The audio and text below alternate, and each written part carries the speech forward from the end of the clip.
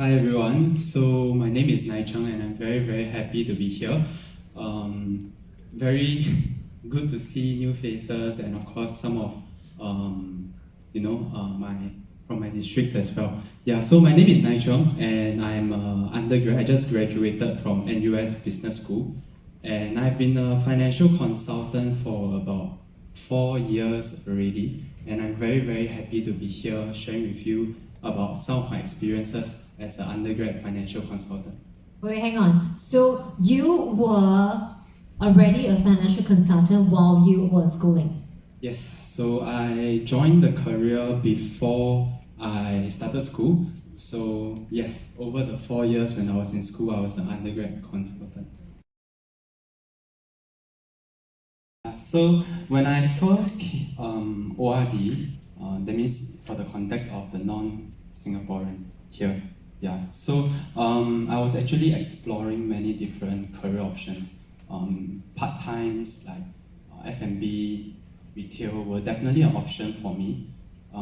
As an undergrad, I really wanted to find a way to work to minimize the kind of financial burden that I have on my family. That means to pay for my university tuition fee. Yeah, so this was a career that was, I was met with this career opportunity when I met my own financial consultant then.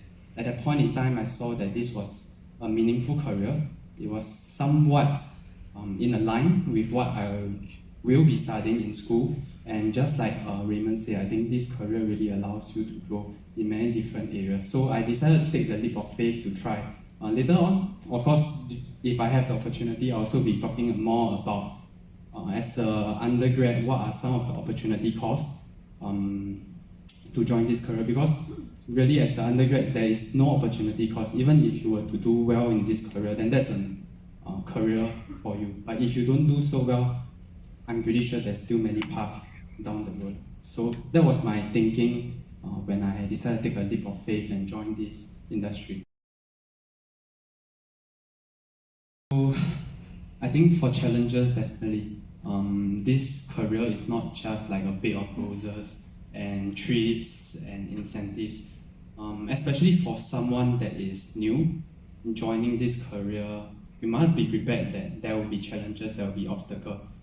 Speaking from a student itself, I think I would say that I've achieved quite a lot as a student itself. I did about 7 to 8 internships during my school period. I was in charge of many different camps, society, did many things back in school, and there were really no regrets when I was, in school. Obstacles wise, biggest obstacle that you face if you were to ask me is definitely the uncertainty, the doubt that your friends will have around you, your potential clients. Why buy a policy from you? And why you look so young? Yeah. So yeah, who will buy from someone that is fresh out of army, of just come out from university? They will question your intention, your commitment to the career, and I think that is very important. With experience, I realized that there's really no way around it other than letting your action show. Success will speak for itself, so you need to be successful in this career, and from there, I think doubts itself will be managed. As a student itself, I think the biggest obstacle to me was time management and essentially priority. Setting your priority is very important. So, I mean, for some of the guests here, you might be taking dual role or considering doing dual role.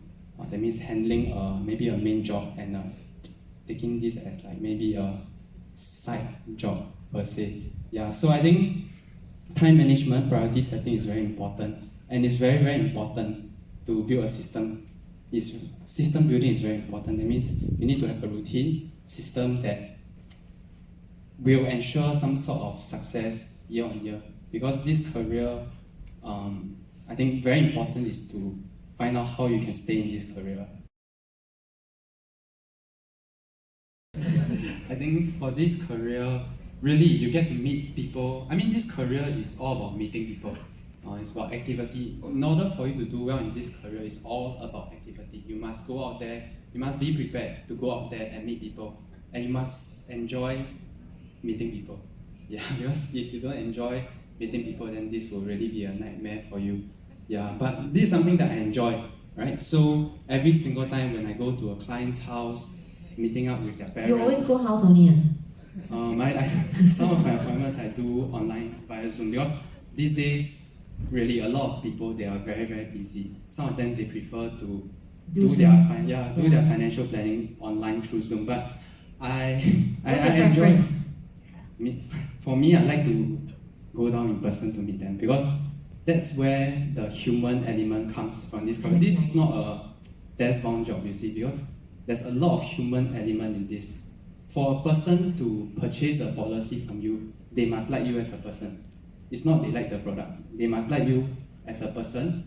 They must trust you with the policy for a long time. Because the policy is not a 1 day, 2 day kind of policy. So they must trust you, they must like you as a person. So this career, what I really like about it is because I've been in this career for 4 years, coming 5 years now. Some of these clients, they are not my friends to begin with. They may be co-leads, and with time, some of them have become like families, really. Yeah, so during Chinese New Year, when I send maybe some of the gifts over, they really appreciate my gesture. And it's very heartwarming to see how some of the policy that you recommended, right, takes in place. Every claims itself will be useful, and that's the human element to this career, and that's what makes this career purposeful. These are lead gens that create topics for you as an agent to share with your clients. So you will never run out of, or you will never be worried about, how should I, call my clients, right? What's the excuse? So AI really gives you the excuse to reach out to your clients. Things like birthday cards, initiatives, these are all essentially initiated by AI itself. For me personally, when I go for all these, like for example trips, or for example just today, I also will share with my clients, I'm actually invited for certain activity, and this creates talking point with the clients, and that's where the activity. So for consultant, we always talk about activities. Having talk points, having the interaction with clients, these are considered activity, and that will essentially support you and ensure you do well in this career. I think my goals are very similar to Adeline and Mendes. But okay, no need to say anything, thank you. Short-term goal, as a young adult, I truly believe in front-loading hard work. Yeah, this is something that I live by, and to some of my candidates that I brought into the industry, I always tell them that this career as a young adult, if you really want to work hard, you can be rewarded. And what better time to work hard than while you're young and when you can push.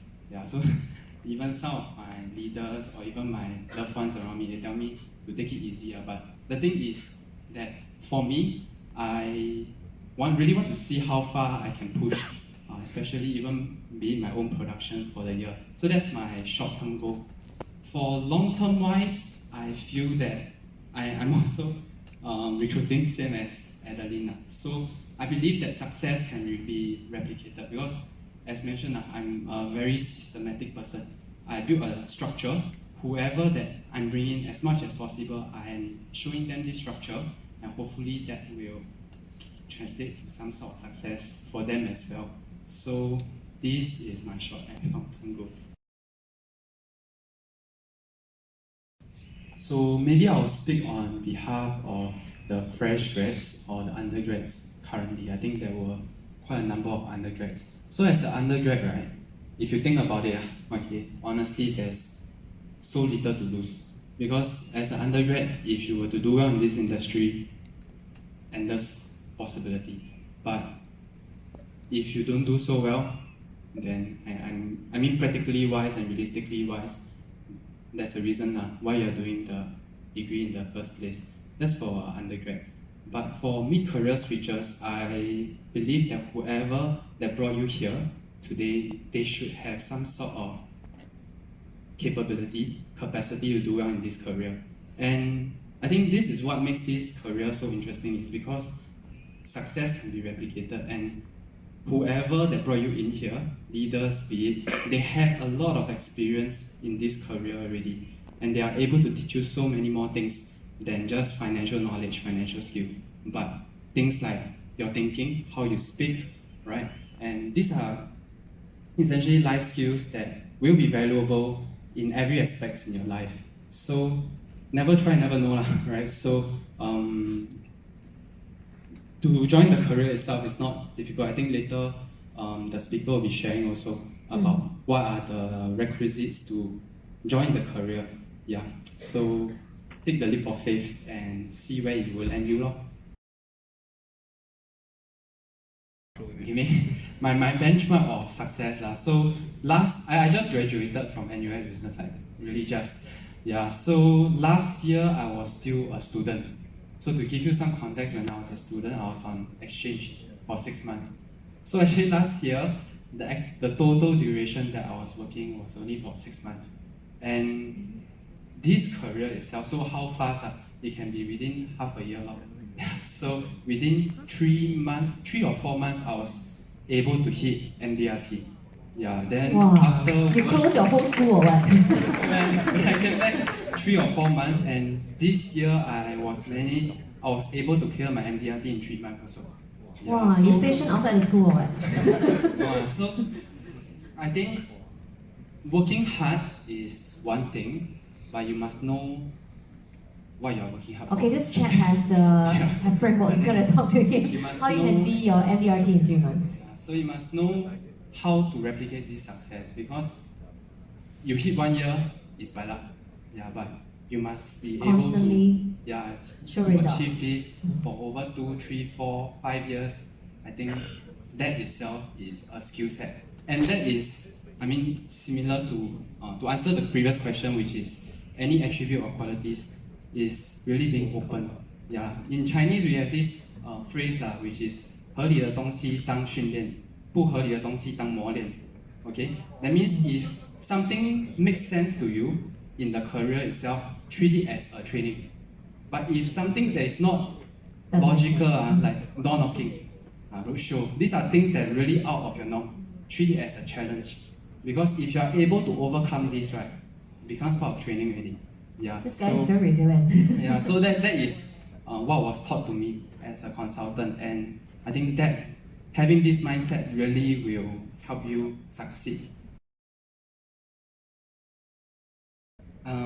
For G's wise, know your strength and know your weaknesses. Yeah, so know what you're good at. For example, today if you have a very strong market, for example, you have a market that you have a niche market. For example, I have a niche market which is the NS market. So most of my clients, they are from the NS. So for example, so if let's say you are corporate, you previously from corporate, then you also know that you have a niche maybe in this. Yeah, so know your strength and play to it, and that will make things a lot easier for you down the road. Good take on that.